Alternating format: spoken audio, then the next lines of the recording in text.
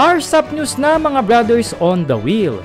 Isang tricycle driver ang 2 beses binigyan ng parusa sa LTO Ormoc City. Bakit nagkaganon? Kaya tara mga brothers, panoorin natin kung paano inaksyonan ni Congressman Busita ang pangyayari. Nasaan yung driver? Paki-check na nung record nito. Yes, sir. Bakit naka-alarma daw ito? Kasi nang pagdating. Ganda hapon po. Madam, pasuyo naman. Ipacheck ko yung record niya. Ang sabi niya, nahuli siya, defective light. Nagmulta. Naka-note pa rin sa system, unsettled. Tapos ilang beses siyang nagpabalik-balik, nag-exam, umasa na daw. Pero, brother, sino yung nakausap mo ang sabi ay meron kang Dito sa counter to. demerits na ilan? 10. 10 daw ang demerits niya. Hindi siya pwedeng mag-renew. Paki-check. Paki-check. Yes po, okay lang. Dito tayo, brother. Alvin. Nandun na si ano? Oo, pinapunta ni Director. Yes, may ano lang kami, may short meeting lang kami. Hindi na ako sumama, sir. Yung assistant ko na lang. Kasi hindi ko ako dito. Okay. Ikaw ang district officer. Sinong pinapunta mo doon, Yung madam? assistant ko, yung chief sa law enforcement. Chief sa law enforcement. Ay, very good. Okay naman. Importante yung knowledgeable doon sa... Sa after. pagkaka-apprehend. Madam, by the way, wala naman personal issue ito. As part of my advocacy, naka-record tayo. Okay. I-check ko lang to at tumawag sa opisina. Nakaalis na po yung ano mo, assistant chief. Hindi na pa po. Okay. Before lunch. Ito, madam, tricycle driver. Nahuli siya, nahuli siya. Amenable siya doon sa violation, defective light. Ang problema, madam, nagbayad na siya. Hindi pala lifted ng alarm. Hindi pa raw lifted. Tapos, gusto kong malaman, bakit pinag-exam siya? Yung ba ay kasama sa policy? Ang wichig sa system, iyakuha na kami naka-accumulate siya ng more than 10 demerits. Pag more than 10 demerits, sir, kailangan mag-exam ng reorientation. Tapos, mag-exam din siya online. Pakitingin nga, brother, kung madam, kung ano yung, saan ang galing yung demerits points niya. Ilalagin ko Ilang yung beses siya nahuli? Ilang beses ka nahuli? Ilang huli? Bakit 10 ka alam? Dalawa yung violation.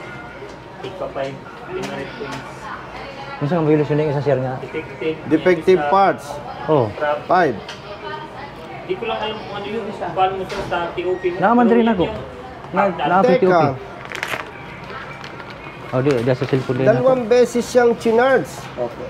1,000, 5,000. Isang offense, 2 beses siyang na-charge at 2 beses siyang binigyan ng 5 demerits. Madam, please check. 1.41, no? Operating the units with defective parts. Nasa cellphone. Sa 2.D, MB operating with defective improper. So, isang offense, binigyan ng 2 Itanong ko sa in-charge din sana. patawag. Sige sir. Isang beses siyang nahuli, defective light. Hindi kino-question yun ha, Yes, kasi defective light talaga. Bakit ni-require siya na mag-exam? What is your basis?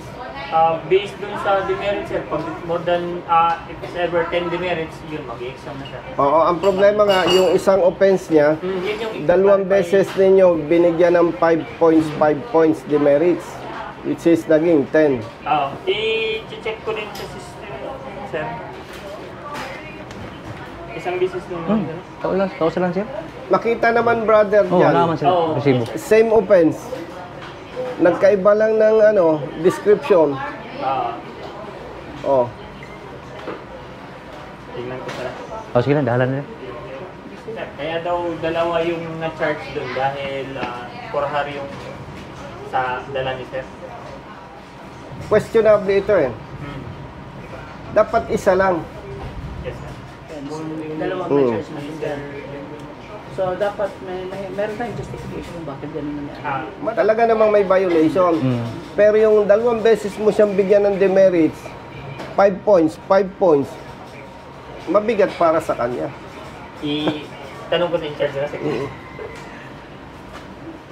Pero wag pa. Pero Hindi na pero sir, sorry ma. basin sir, pero nangutana mo ko mami ba? Kasi man yung pirma ma'am siya, may chill. Di ba sila may charge sa kanang kwan siguro? Kana kuan mo po sa kanang IT site support diri. Pero nakauban ka dito dako, makauban ka sa. Uban ko nila. Oo. Mas ikaw lang nagpapara, pero ibang Basin. Basin, Wait ko man siya. Kasi madam, kung hindi pa ma-settle yan, hindi naman siya magmaneho ng tricycle. Ah, Di ba? Kawawa naman pamilya nito. ito pa ito. Yes sir. Nasa cellphone ko. Alvin, 5 araw na walang hanap buhay. Bigyan mo to ng 5,000. Ngayon na, baka malimutan natin. Salamat. Salamat itong congressman na anin niya sila ron. Pamilyado to, Nakita madam dito eh. sa nakita mo na ko siya dito sa Pag bin. binata ito, okay lang. bait, sir. Salamat eh. Ang dami na tulungan ni sir. Salamat sir. Salamat. Yung multa mo, hindi ko yon Oo, kasalanan ko yun sir. kasalanan mo, kaya sorry ka doon. Pero, Kaya lang kita sinuportahan ngayon kasi nagka-problema na hindi dapat sana nangyari. Hindi sana ikaw napatigil sa hanap buhay. pero kung alam ma'am, naka-renew na utak ko. Oo. Hindi on ma-expire. Kung dali. Mo lang dili mo ko sa bakit sa meta ko ako na lang istorya na ko ano assistant. Madam, ganito no, with respect sa iyo, may meeting pa kami sa regional office. Sige sir po. Iiwanan ko na lamang po siya sa inyo. Tapos pag na-settle ito, mabalik na sa iyo yung lisensya, matulungan ka sa renewal, update mo na lang kami. Oh, sige. Ano po? Sige sir. Salamat. Nice meeting you. Salamat po Sige sir. sa oras. At thank you po sa oras. Kayo nang bahala sa kanya. Of course.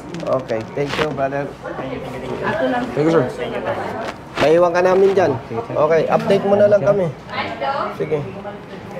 Update mo na lang kami. Ba't ka-face mask ka?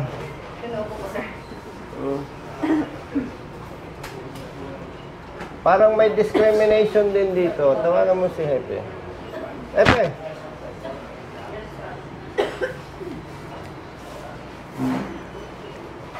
Bakit may discrimination dito? Anong discrimination sir?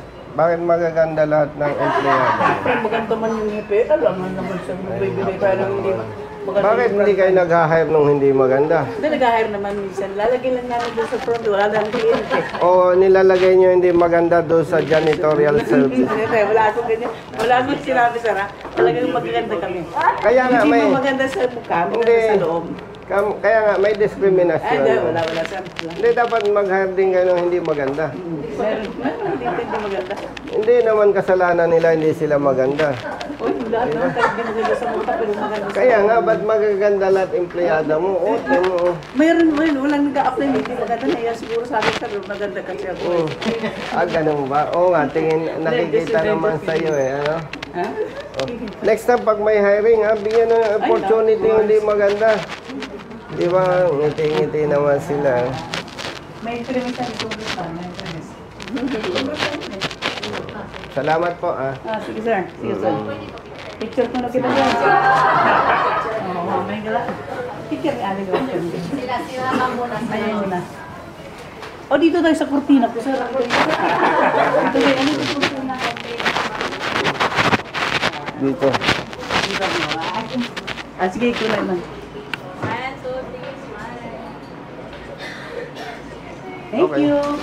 Thank you Sa labas po. pa sila. O, dito Marami tayo. siyang fans dito sir.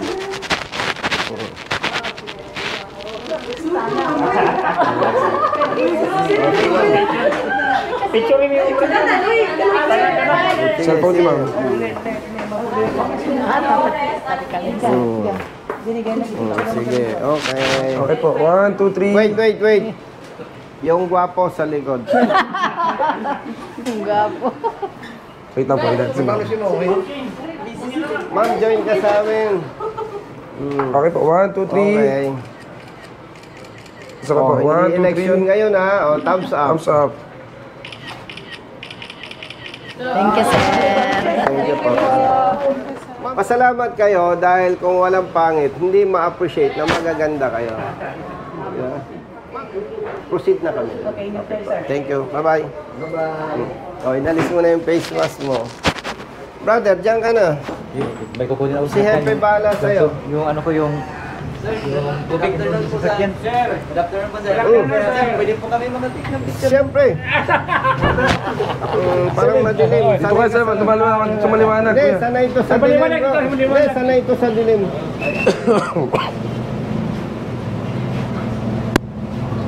Thank you. Brother. Okay. Thank you po sir. Thank you, brother. Coordinator po ni Congressman sa service. Naku. Hindi ko na pinaalam sa kanya.